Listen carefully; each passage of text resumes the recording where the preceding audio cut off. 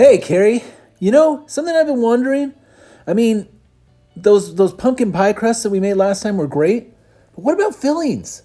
You've been wondering about fillings this whole time? I've been dreaming about them every night. Well, this is the companion video. What? We are going to show you how to make the filling that goes with the pie crust. How is that even possible? That's great. Yeah. So that looks like a thing of baby food. It does. It's a can of pumpkin puree, and I put it in a pan because I wanted to get some of the moisture out of it. Because, if you've ever made a pumpkin pie, you know that you usually, it's a custard, so it's mostly eggs, and it's very soft until it's set. Yeah. But I needed something that wasn't that way because I was making more like hand pies. And so I put it in a pan to get rid of some of the moisture and cook it down. And then I kind of reduce it a little bit, make it thicker. And then I had crema, Mexican crema in the refrigerator, and I used it like you would crema mexicana. Yes, I used it like you would heavy cream. If you have heavy cream, just use that. But I did about 2/3 cup of that. And I added 2 tablespoons of cornstarch. You could use flour to be your thickener, but we have Rachel. She's gluten-free. So I figure there's anytime that I can make something that she can have a few bites of. Obviously, she couldn't have the pastry itself, but she could have the filling. Just suck out the middle. Yeah. Like Which is exactly what she did. So I added a 1/2 cup of brown sugar to sweeten up the pumpkin a little bit. And then I added the cornstarch to the heavy cream or the crema and mixed that in so that there weren't any clumps before adding it to the pumpkin puree. Nice. So I'm mixing that up, and you can see it's starting to get a little bit thicker. I'm working on it a little bit and making it up as I go along.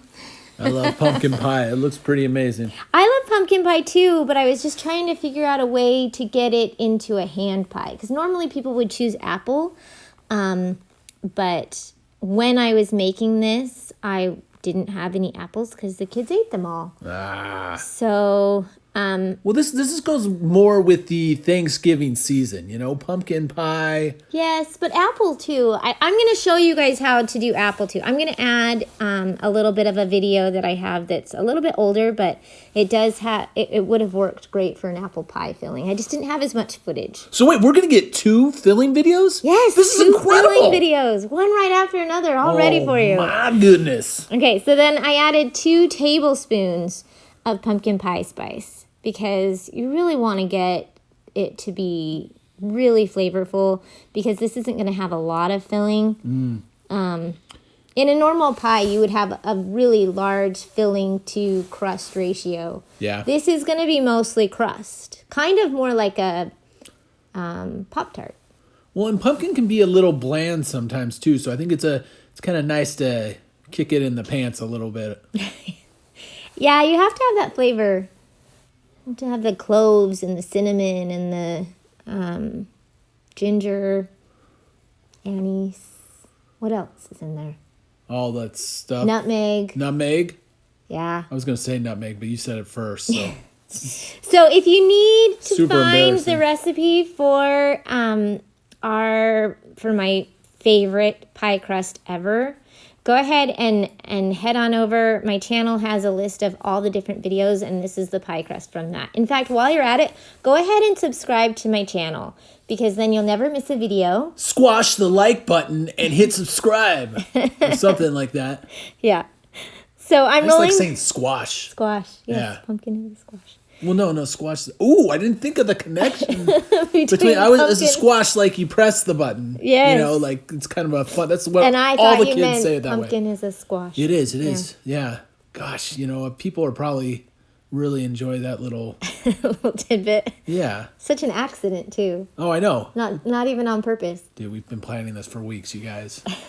Squash. It wasn't quite as funny as I think it was in our plans, but relatively. So I'm trying to roll this out into a nice rectangle so that I can cut it with a pizza cutter and make 9 squares. And so I'm just trying to fix my little cracks and anything in the pastry and make the edges a little tighter. And because when you're, I'm going to fill them and fold them into triangles, and you'll see that I have to fudge it a little bit because I didn't cut it into perfect squares. Fudge? I thought we were making pie.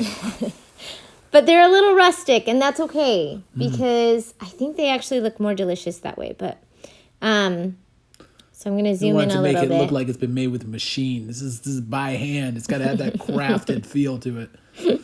So I'm guessing here as I'm doing this because I think the pumpkin looks like a good consistency. I'm really hoping that they work out, and they totally did. Yeah, they're super good. They were really, really good. And I'm just trying to get as much filling in there as I can without having it leak out. I wasn't sure if it would leak everywhere and I would just have a huge mess. Yeah, nobody likes a leaky pie.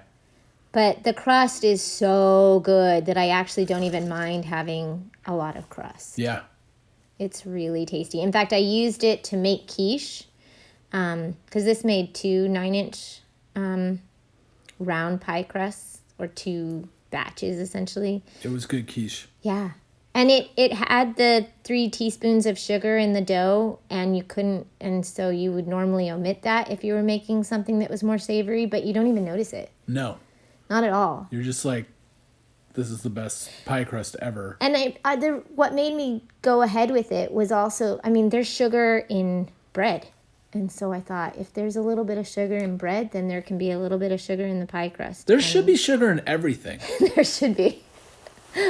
We put sugar in everything. Yeah. So you can see that, I helps the medicine go down. Yes, sugar does help. The most delightful way. It makes everything better. Yeah. So I have to fudge it a little bit, make them into more triangles, and then I'm just pressing the edges with a fork. I could have used a little bit of water to seal the dough a little bit, but my filling is thick enough and the dough came together well enough that it wasn't necessary.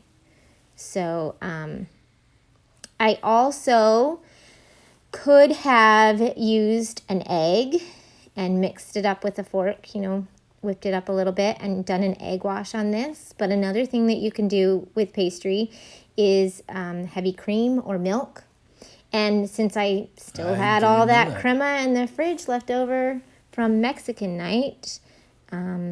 Dia de los Muertos Yeah, night. we had Dia de los Muertos night. So I had all that crema left. So I was like, shoot, I'm going to brush it on this pastry. I might have gotten a little bit better color, but I don't think I would have gotten better flavor. Because it tasted so amazing. good. And then crema. I just poked holes in the pastry to vent it, and then I cooked it. I think it was pretty high. I'll put it in the comments. I can't remember exactly, but I baked it.